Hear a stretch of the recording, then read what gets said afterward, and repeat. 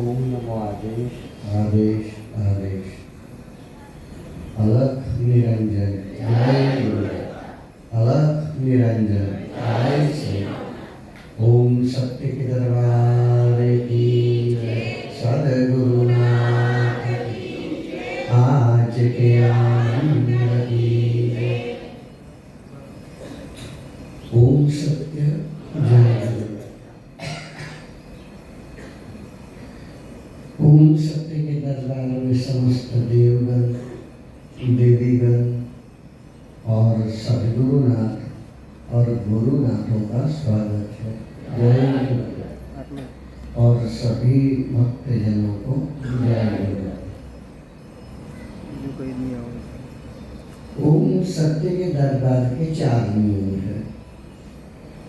भूखे को खाना खिलाओ, प्यासे को पानी पिलाओ, अंधे को राह दिखाओ और जीवन में कभी किसी की निंदा मत करो। संसार परिवर्तन है, मनुष्य परिवर्तन है। नित्य कर्म। सूर्य नारायण को 1 लोटा पानी चढ़ाओ, अपनी ही कुल माता कुलदेव का नाम का दिया लगाओ, माता पिता की सेवा करो, धरती माता को प्रणाम करो। ओम श्री गुरु नवनाथ चिंतन श्री गुरुदेव दत्त का जाप करो। मन से, श्रद्धा से, खुशी से और भाव से पूनम भरो, गुरुवार का व्रत करो, भस्म का सेवन करो और नीति नियमों का पालन करो। ओम सत्य जय गुरुदेव। सबसे पहले दरबार में हर बार कहते हैं कि जीवन में अगर सुखी होना है तो सबसे पहले भगत, भुआ, ज्योतिष और तांत्रिकों से दूर रहो। हालांकि सभी ऐसे नहीं होते, मगर कुछ है जो अपने स्वार्थ और मतलब के लिए तुम्हें गुमराह करते हैं। मनुष्य के पास सुख ही सुख है, केवल उसे समझना है। जीवन में अगर सुख और शांति चाहिए तो समझौते के साथ समझदारी रखो। आज का जो पर्व है ये धर्मनाथ बीज, ये कैसी बीज है? क्योंकि आज ही के दिन जति गोरखनाथ जी ने धर्मनाथ जी को अनुग्रह दिया था, गुरु दीक्षा दी थी और उनके आशीर्वाद से धर्मनाथ बीज का उत्सव मनाया जाता है। ये अलौकिक इसलिए है कि जो राजा था त्रिविक्रम राजा, त्रिविक्रम राजा का मृत्यु होने के बाद मृत्यु शरीर में महागुरु मच्छिंद्र नाथ जी का वास हुआ और 12 साल संसार के बाद जो पुत्र हुआ रेवती रानी से, उनका नाम था धर्म। एक समय काल में महागुरु मच्छिंद्र नाथ और गोरखनाथ यात्रा करते करते करते वो पहुंचे प्रयाग में, त्रिविक्रम राजा के राज्य में। वहां उन्होंने देखा पूरा नगर शोक प्रकट हो रहा था। वहां उन्होंने देखा कि दुख क्यों है, जहां हर घर में शोक है। तो वहां चलते चलते स्मशान तक पहुंचे तो वहां त्रिविक्रम राजा का शरीर, वहां मृत्यु शरीर पड़ा हुआ था।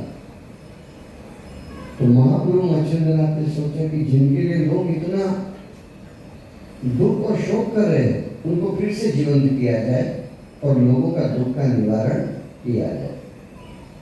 तो उन्होंने दिव्य दृष्टि से देखा तो पहले से ही वो ब्रह्मलीन हो चुके थे। ब्रह्मलीन हो चुके यानी बॉर्ड के इम्तिहान में अव्वल नंबर आ गए, यानी 84 के फेरे से बाहर पहुंच गए थे। तो महागुरु मच्छिंद्रनाथ वहाँ शांत हो गए और एक जगह पर बैठकर गोरखनाथ जी भी देख रहे थे। गोरखनाथ जी ने इशारे से गुरुवर को कहा कि आप इसे जीवंत करो। तो महागुरु मच्छिंद्रनाथ जी ने उनको इशारे से कहा शांति से बैठे रहो। थोड़ी देर बाद फिर से इशारा किया, फिर भी कहा शांति से बैठे। मगर गोरखनाथ जी चिढ़ पड़े, अगर आप इनको जीवंत ना करना चाहे तो मत करो, मगर दुख, इन लोगों का दुख हमसे देखा नहीं जा रहा है और लोक कल्याण के लिए तो ये हुआ है, तो ये करने का सामर्थ्य तुम्हें नहीं है, बैठे रहो। गोरखनाथ जी चिढ़ पड़े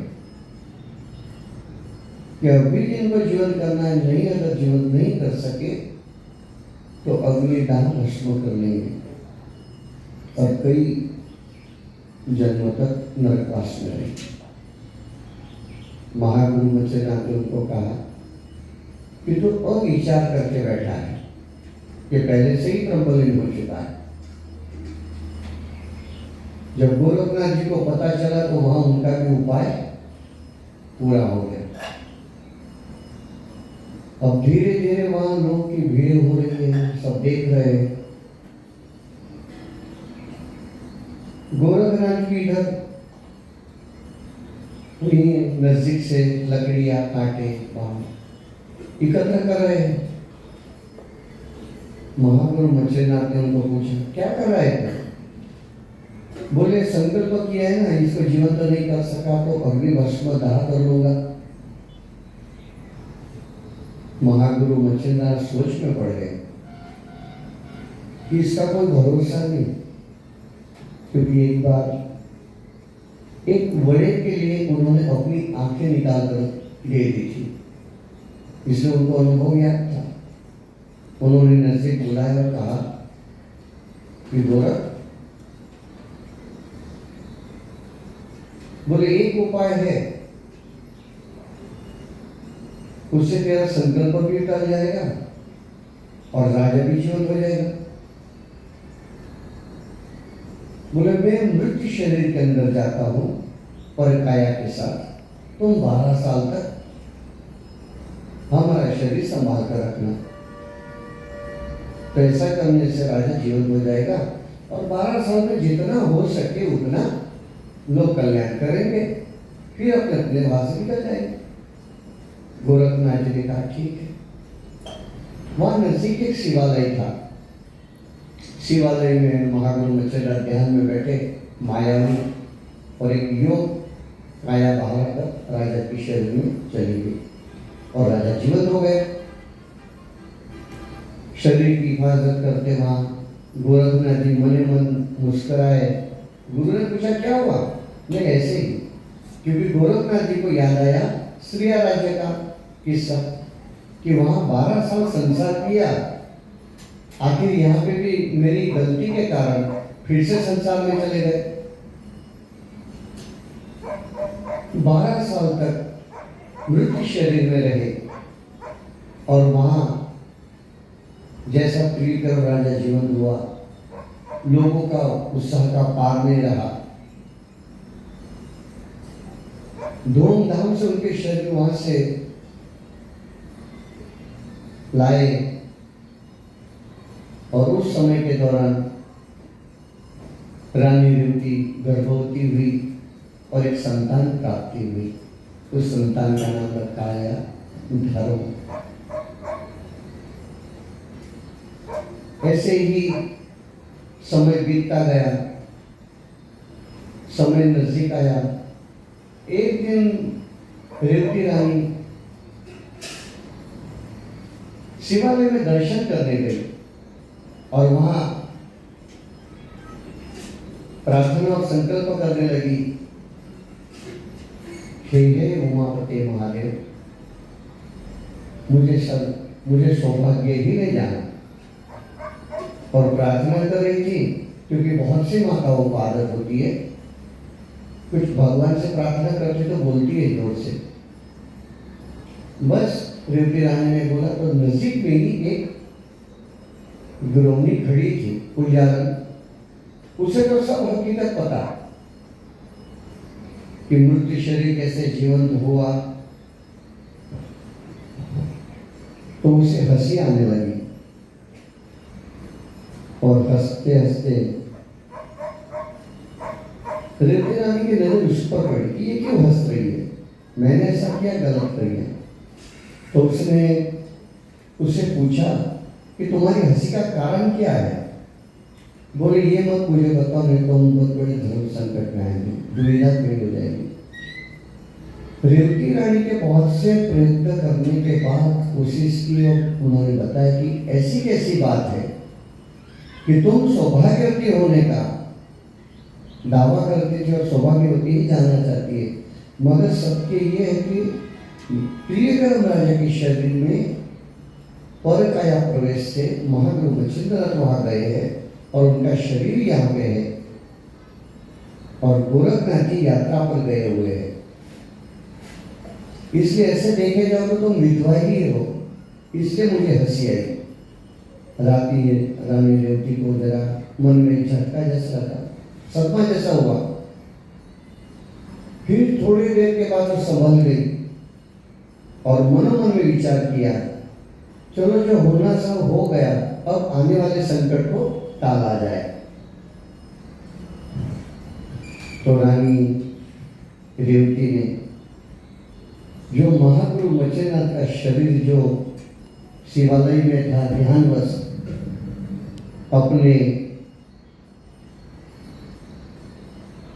नजदीक के जैसे 4-5 व्यक्तियों को लिया और रात को ऐसा कार्य किया कि किसी को पता न चले। शिवालय का द्वार जैसा बंद था वैसा ही और शरीर के टुकड़े करके जंगल में फेंक दिए और उन्होंने अपना टाल दिया कि अब कोई चिंता नहीं। 12 साल के बाद अगर महागुरु मच्छिंद्रनाथ अपने शरीर में आएंगे तो शरीर नहीं तो जाएगा कहाँ। तो उस समय धर्म भी छोटा है, वो भी बड़ा हो जाएगा। उन्होंने अपने संकट टालने के लिए ये कार्य कर दिया। इधर मुदत पूरी हुई, गोरखनाथ जी वहां आए और उन्होंने देखा तो वहां महागुरु मच्छिंद्रनाथ का शरीर नहीं था।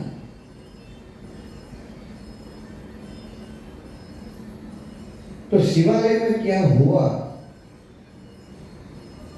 वो गुरुओं से पूछने लगे पुजारी से। वही पुजारी ने बताया।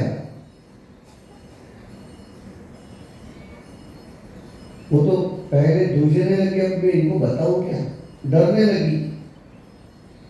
उन्होंने जाकर रेवती रानी से पूछा कोई शरीर वहां नहीं है, किया क्या। तब उन्होंने कहा कि तू चिंता मत कर,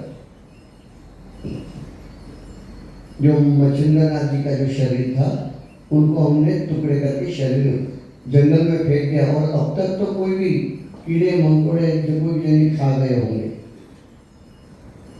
वो पुजारन वहां से आई जिसे गुरु नहीं कहते थे। उन्होंने गोरखनाथ जी से कहा कि उन्होंने तो टुकड़े करके जंगल में फेंक दिया, वो कई साल हो चुके हैं। गोरखनाथ जी को इतना बुरा लगा, रानी को शिक्षा देने की सोच रही। अब यहाँ एक बात ध्यान रखने जैसी है, गोरखनाथ जी के मन में उनको शिक्षा देने की सोची, तुरंत उनको बोध आया और ध्यान आया, अरे ये तो अभी गुरु पत्नी है, महागुरु मच्छिंद्रनाथ जी की पत्नी है, इसलिए ये मेरी मां हुई, इसलिए मैं इसे सजा नहीं दे सकता। तो गोरखनाथ जी ने उनको सजा देने की बात निकाली, नजरअंदाज कर दिया और उन्होंने कहा कि मेरा गुरु तो चिरंजीव है, अगर उनके शरीर के टुकड़े कहीं पे भी पड़े होंगे तो नष्ट नहीं हो सकते। तो उन्होंने अपनी काया से पर काया छोड़कर पर काया प्रवेश एक सूक्ष्म काया से हर जगह ढूंढ लिया, ढूंढते ढूंढते स्वर्ग पाताल पूरा कर दिया, ढूंढ लिया, कहीं नहीं मिला। तो अंत में कैलाश पहुंचे तो वहां वीरभद्र के बंधन में उस शरीर के टुकड़े वहां दिखे और वहां से वो आए और अपने गुरु के शरीर को हासिल करने के लिए उन्होंने उनके साथ चौरंगी नाथ थे। तो दोनों ने गुरु शिष्य मिलकर शरीर के लिए घराश्रम युद्ध शुरू हो गया। सबसे पहले सूर्य को ग्रास किया और सूर्य से कहा कि तुम मध्यस्थ होकर वीरभद्र से बात करो तो हमारे गुरु के शरीर हमें लौटा दो।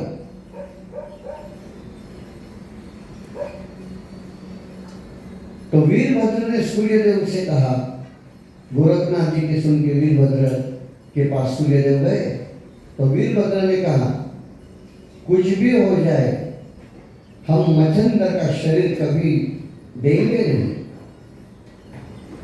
तब सूर्यदेव ने कहा कि आपके पास इतना ही सामर्थ्य था तो उस समय क्यों नहीं तुम उनके साथ लड़े? आज वो बिना कारण तुम्हारे साथ में है, मगर तुम्हारे निर्णय का विचार गलत लग रहा है। उस समय तो केवल महागुरु मत्स्यनाथ जी अकेले थे, मगर इस बार तो गोरख भी और उसके साथ उसका शिष्य चौरंगी भी है। फिर भी वीरभद्र पर कोई फर्क नहीं पड़ा और वीरभद्र का इतना ठान कर कहा। फिर सूर्यदेव ने फिर से कहा कि चलो तुम्हारे मन में जो करो, मगर इतना करो कि ये तुम्हारा युद्ध स्वर्ग पर न करते, कैलाश पर न करते, पृथ्वी पर करो। तो वहां देवों की महासागर जैसी सेना वहां पहुंची वीरभद्र के साथ और यहाँ केवल गोरखनाथ जी और चौरंगी नाथ जी दोनों लड़ते लड़ते हरे को परास्त किया। उसी समय उन्होंने सजीव अस्त्र से पूरे योद्धाओं को खड़ा कर दिया। उसमें तुम्हारा रावण भी था, मधुदैत्य भी था, बलि भी था, सब खड़े कर दिए उन्होंने। जलंधर पूरे खड़े हो गए और जैसे वो खड़े हुए तो उनको देखते ही महासागर जैसी देवों की सेना भाग छूट हुई, भागने लग गई। वो जगह छोड़ दिया और वो वहां शिव जी के पास और विष्णु जी के पास पहुंचे और वहां जाकर कि ऐसी हो गई है। तो वहां ब्रह्मा जी, महादेव जी और विष्णु जी तीनों तुरंत वहां आए गोरखनाथ जी के पास और गोरखनाथ जी से कहने लगे कि ये समाप्त करो। तो गोरखनाथ जी ने कहा, जब तक मेरे गुरु का शरीर मुझे मिलेगा नहीं तब तक ये युद्ध बंद नहीं होगा। तो वीरभद्र की गलती के कारण तब महागुरु मच्छिंद्रनाथ का शरीर जब तक हमें नहीं मिलेगा गुरुवर का, तब तक युद्ध थमेगा नहीं। तुरंत शिव जी ने वीरभद्र के पास से वो शरीर लिया और गोरखनाथ जी को सौंप दिया, ये लो तुम्हारे गुरु का शरीर, मगर ये सब इनको शांत करो। बोलिए सजीवी अस्त्र से खड़े हुए हैं, इसलिए आप फिर से अवतार लो और इनका सर्वनाश करो। तो शिव जी ने कहा कि ये मधुदैत्य कई समय काल तक भागना पड़ा था। बोले इसका कोई ये सजीव अस्त्र से या तो तुम वीरभद्र के आस छोड़ दो, दो में से मुझे तुम जो बताओ मैं करने के लिए तैयार हूं। तब गोरखनाथ जी को कहा उन्होंने, जो भी हो हमने वीरभद्र की आशा छोड़ दी, आस छोड़िए, तुम इनको पहले नष्ट करो। तब उन्होंने वातक अस्त्र से, अग्नि अस्त्र और वातक से उनको समाप्त कर दिया, क्योंकि ये विद्या केवल नाथपंथियों के पास थी, नाथों के पास थी, फिर किसी के पास नहीं थी। इसलिए उनको चौर्यसी सिद्धा कहा जाता है। बोलो चौर्य सिद्ध गुरु नवनाथ महाराज की। तो उनका शरीर लेकर आए और तब वहां वीरभद्र को भी मरण मुख में मरा हुआ देखकर शिव जी के मन में भाव झांका दिखा और गोरखनाथ जी ने वो भाव तुरंत जान लिया कि जब मुझे गुरुवर बद्री आश्रम में जब छोड़कर गए थे तो शिव जी ने हमारी एक माँ जैसी चिंता की थी और मेरा स्वामी मेरे देखकर शांत कैसे, उनका दुख निवारण तुरंत उन्होंने कहा कि अगर संजीवनी फिर से चले तो ये सब फिर जीवित हो जाएंगे, खाली वीरभद्र की अस्थियां मुझे ला कर दो तो मैं उसे फिर से जीवन कर दूंगा। बोले जो अस्थि शिव स्मरण करती होगी वही वीरभद्र की होगी। तो वीरभद्र की अस्थि पे ढूंढ लाए, उनको खड़ा किया संजीवनी अस्त्र से। फिर से वो कहने लगे कि मेरा कहाँ है अस्त्र शस्त्र, ये गोसावी को भी यहाँ से हटा दूंगा। तब शिव जी ने उनको शांत किया और गोरखनाथ जी को जाने की अनुमति दी और प्रयाग आए त्रिविक्रम राजा के पास और वहाँ शिवालय में पहुँचे। त्रिविक्रम राज्य में आए और शिवालय में पहुँचे, वहाँ शरीर गुरु के शरीर को एकत्र किया। त्रिविक्रम राजा ने देखा, थोड़ा समय लो, 1 महीने में धर्म को राज्याभिषेक करके राज्याभिषेक हो गया और फिर संजीवनी के वहां शरीर छोड़कर अपने शरीर में फिर से प्रवेश कर दिया। वहां तुरंत अलग निरंजन करके महागुरु मच्छिंद्रनाथ खड़े हुए और इस तरफ त्रिविक्रम राजा का शरीर मृत्यु शरीर हो गया। उनको शिवालय में ले गए। धर्मनाथ जी को बहुत बुरा लगा, वो सब त्याग कर दिया। तब उसकी माँ ने बताया रेवती रानी ने कि तू व्यर्थ में शोक कर रहा है, तेरा पिता जीवंत है। बोले ये कैसे?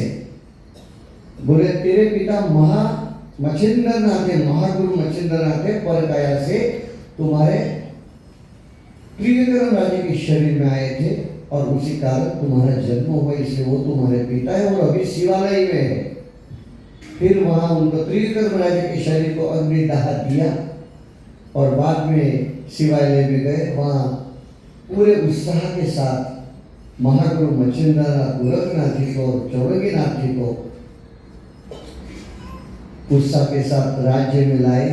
वहां उनका आदर सत्कार किया और उस समय महागुरु मच्छिंद्रनाथ ने कहा, हम अभी यात्रा पर निकलते हैं, मगर धर्मनाथ उनके साथ जाने के लिए तैयार हो गए। और धर्मनाथ को महागुरु मच्छिंद्रनाथ ने कहा कि मैं भी तुम्हारे साथ आने वाला हूं। तब महागुरु मच्छिंद्रनाथ ने उनको कहा कि अभी तुम छोटे हो, माता की सेवा करना, 12 साल के पश्चात आएंगे और तुम्हें साथ ले जाएंगे। तब 12 साल के पश्चात गोरखनाथ, चौरंगीनाथ और महागुरु मच्छिंद्रनाथ और साथ में एक अड़भंगनाथ भी आए। उनके साथ फिर से आए प्रयाग और वहां धर्मनाथ जी को अनुग्रह दिया और वो बीज थी जिसे माघ महीने की शुद्ध बीज मानी जाती है। वो बीज थी, उस दिन अनुग्रह दिया। उस दिन गोरखनाथ जी ने बीज का नाम रखा धर्मनाथ बीज। इसलिए जो भी कोई नर नारी इसका व्रत करते हैं या मानकर सम्मान करके व्रत का निवारण करते हैं तो उनकी बीमारियां, चिंताएं, व्यथाएं, संकटें दूर हो जाते गोरखनाथ जी के व्याख्यानों से और महागुरु मच्छिंद्रनाथ शिष्य गोरखनाथ जी के शब्द से। तब से यह महा बीज मानी जाती है धर्मनाथ बीज। बोलो धर्मनाथ की जय। धर्मनाथ के पिता महागुरु मच्छिंद्रनाथ की जय। धर्मनाथ के गुरु गोरखनाथ जी की जय।